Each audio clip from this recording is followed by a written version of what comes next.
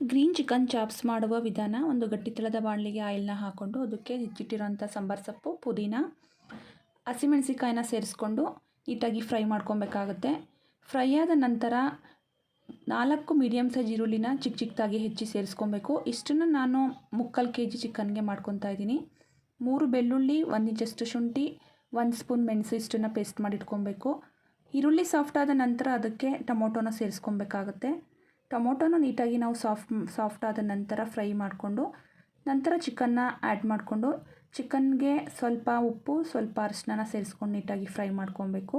ಈ ರೀತಿ ಒಗ್ಗರಣೆಯಲ್ಲಿ ಫ್ರೈ ಮಾಡ್ಕೊಳ್ಳೋದ್ರಿಂದ ತುಂಬಾ ಚೆನ್ನಾಗಾಗುತ್ತೆ.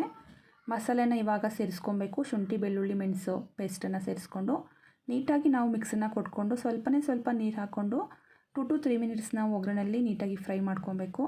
ನಂತರ 1 ಸ್ಪೂನ್ ಧನಿಯಾ ಪುಡಿನ ಲೋ ಫ್ಲೇಮಲ್ಲಿ ಇಟ್ಕೊಂಡು ಕರ್ಕೊಂಡು ಈ ರೀತಿ ಆ್ಯಡ್ ಮಾಡ್ಕೊಬೇಕಾಗುತ್ತೆ.